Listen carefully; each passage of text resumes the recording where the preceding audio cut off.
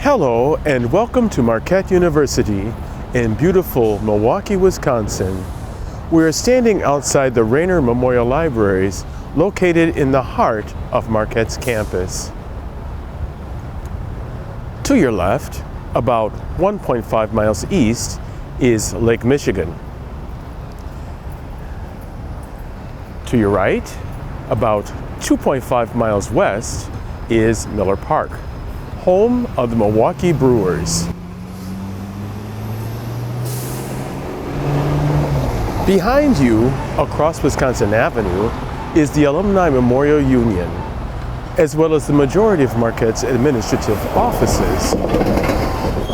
On this side of the street are the classroom and academic buildings.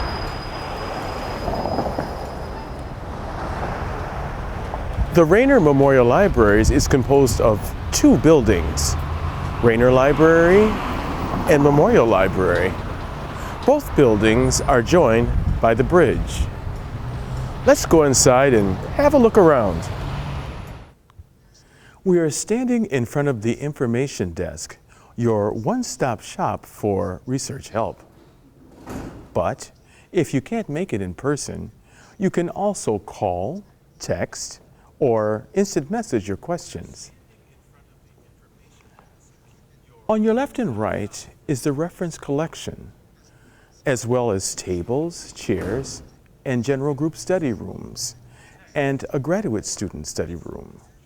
There are also a number of multifunction printers that can print, copy, fax, and scan. Behind you on your left is the circulation desk, where you can check out books and pick up items that may not have been available in Marquette's collection, but that you have requested through our interlibrary loan service. There is also the dual staircase which leads to the second floor. Before we head upstairs, let's visit the Digital Scholarship Lab in the lower level. Welcome to the Digital Scholarship Lab. So this is the space in the library that's dedicated to helping students and faculty with digital projects.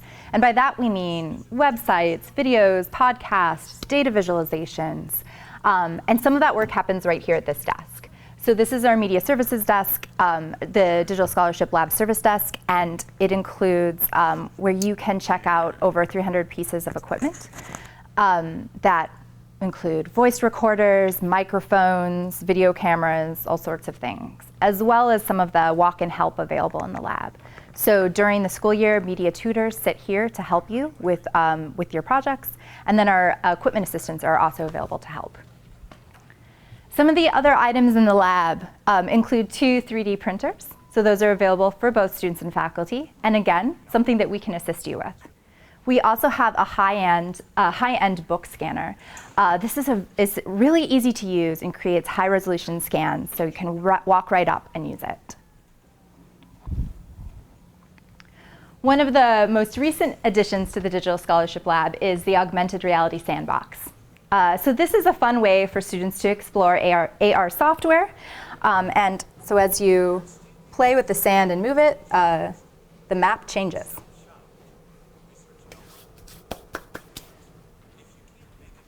Some of the spaces in the lab are available to reserve.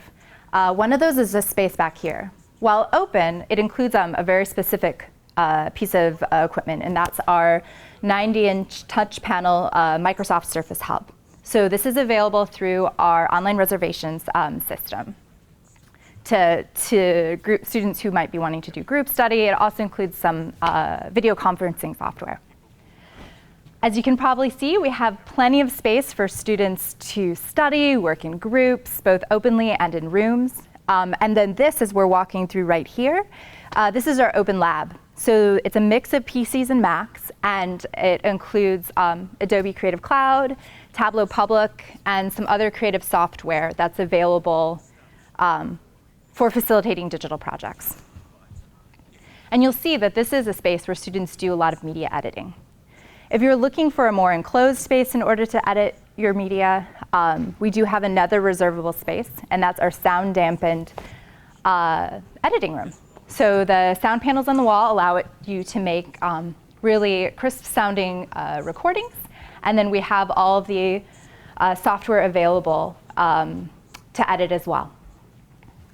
I think, and I feel like I can't reiterate this enough, but I think what's most important about this space are the people. We have a lot of people available to help you, both with our walk-in support, but also by consultation, by appointment.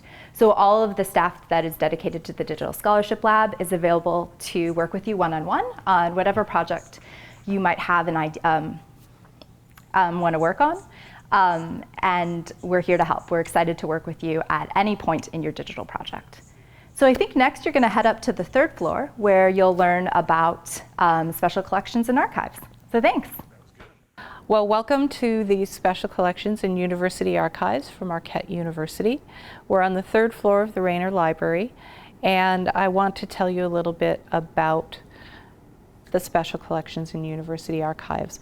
We serve the Marquette community, faculty, students, and administration. We also serve the general public. Because everything that we have is in secure storage, it's a little different than other parts of the library. We generally recommend that you make an appointment before coming in to see the materials. The Special Collections reading room, where we're located, is used by researchers who are working with materials. They could be working with university records, they could be working with manuscript materials or rare books. Generally, the space is reserved for those researchers. However, we do open a few tables to students for quiet study following the reading room rules during final periods.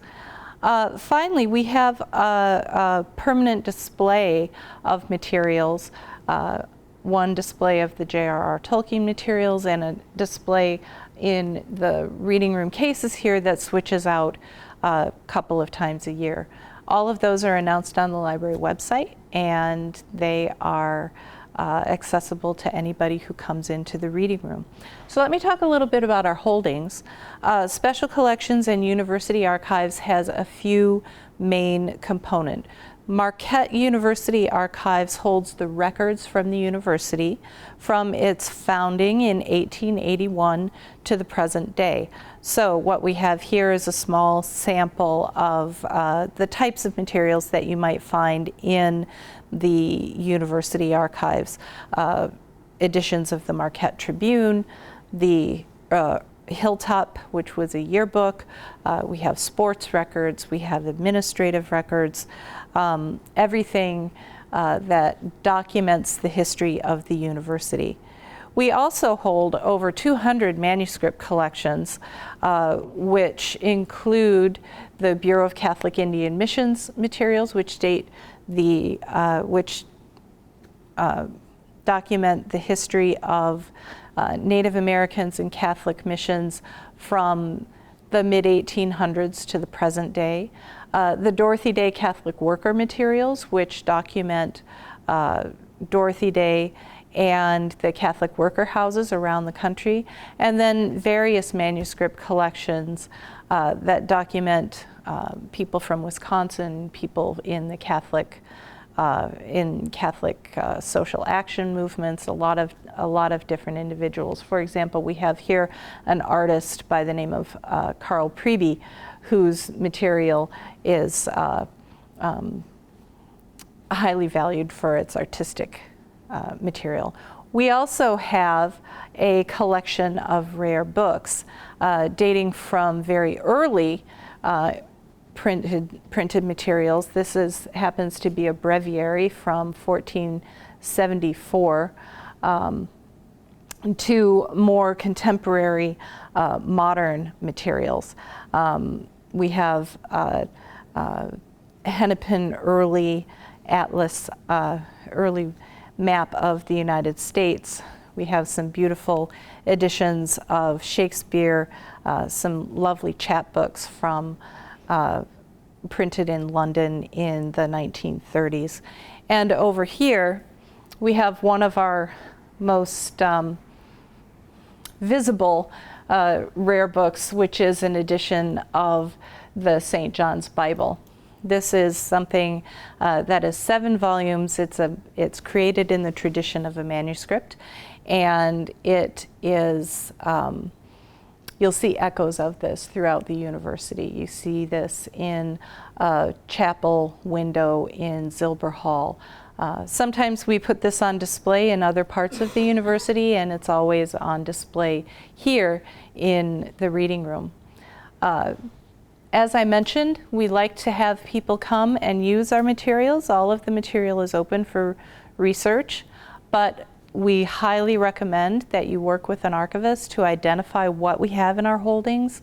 The manuscript materials and the university archives materials specifically have inventories that describe them in detail, and an archivist can work through that with you. The material is available for use for adding primary sources to your research, and we're happy to help you in any way that we can. Now you're going to go to one more floor before you head to the Memorial Library. The second floor of Raynor Library includes the current periodicals collection, the Jean Couget Music Collection, and the Manresa and Chiswick collections, which focus on Christian and Catholic spirituality. Behind you, to your right, is the Norman Ott Memorial Writing Center, where you can get help with any kind of writing project, research paper, grant proposal, or even a film script.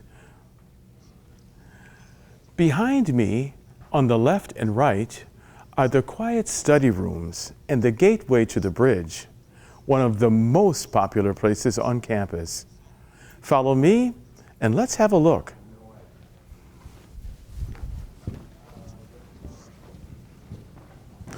The bridge connects Raynor Library with Memorial Library and is home to the Brew at the Bridge coffee shop, open during the academic year. There are numerous tables and chairs to sit and read, grab a bite to eat, or meet to discuss or practice a group project. Local newspapers and popular magazines are also available here for your browsing pleasure.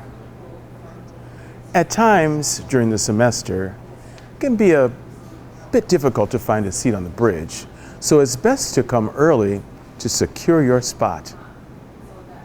Now, let's head over to Memorial Library, home to the print collection.